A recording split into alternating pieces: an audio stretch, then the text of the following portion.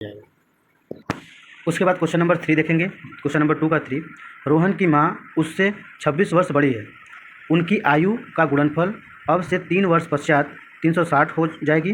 तो हमें रोहन की वर्तमान आयु ज्ञात करनी है। तो जैसे जैसे बोला रहेगा वैसे वैसे हम लोग को क्वेश्चन में करना है। तो पहले हम ये देखेंगे कि किसकी आयु किस पर डिपेंड है। तो देखो रोहन की माँ उससे 6 वर्ष बड़ी है, यानी कि रोहन की माँ की आयु डिपेंड कर रही है रोहन पर।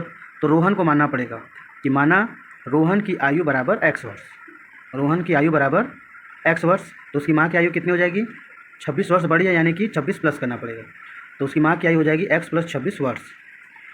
अब उसके बाद बोला है कि अब से 3 वर्ष पश्चात, यानी कि 3 साल बाद।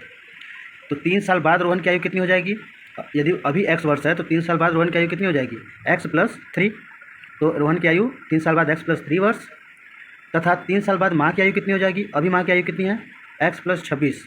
तो 3 साल बाद कितनी हो जाएगी, 26 में ये 3 जोड़ देंगे, 26 में 3 जोड़ेंगे तो कितना आएगा, 29। यानी 3 साल बाद माँ की आयु x + 29 वर्ष हो जाएगी। ठीक, फिर प्रश्नानुसार क्या हो जाएगा, यहाँ में प्रश्न में क्या दिया है कि अब से 3 वर्ष पश्चात 360 हो जाएगी, किसकी आयु, उनकी आयु का गुणनफल, यानी कि रोहन की आयु और रोहन की माँ की आयु का गुणनफल 3 साल बाद 360 हो जाएगी। तो यानी कि जो भी आयु 3 साल बाद निकली है, 3 साल बाद रोहन की आयु निकली है ये x + 3, और 3 साल बाद माँ की आयु निकली है x + 29। तो दोनों का गुणनफल 360 के बराबर होगा प्रश्नानुसार। तो x + 3 गुणे x + 29 बराबर कितना हो जाएगा, 360। अब गुणा करते हैं, पहला पद यहाँ लिखे हैं, दूसरे पद से गुणा करेंगे। पहला पद लिखने के बाद ये दूसरा पद जितना है पूरा यहाँ लिखेंगे, फिर 3 को जब बाहर लिखाएंगे +3 को, फिर से इस पद के साथ गुणा करेंगे बराबर 360। x में जब x से गुणा करेंगे x², x में जब 29 से गुणा करेंगे तो 29x, और 3 में जब x से गुणा करेंगे तो 3x, और 3 में जब 29 से गुणा करेंगे तो आएगा 87 बराबर 360 के।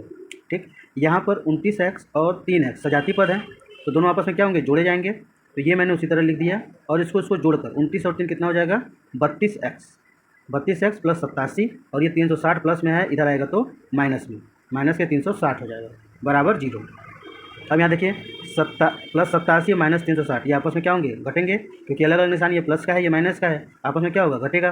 तो 360 में 87 गया 273, और 87 360 में कौन बड़ा है, 360 बड़ा है, तो इसका निशान लग जाएगा माइनस का। तो हमारा द्विघात समीकरण क्या हो जाएगा, x² + 32x - 273 बराबर 0। ये हमारा आंसर हो जाएगा।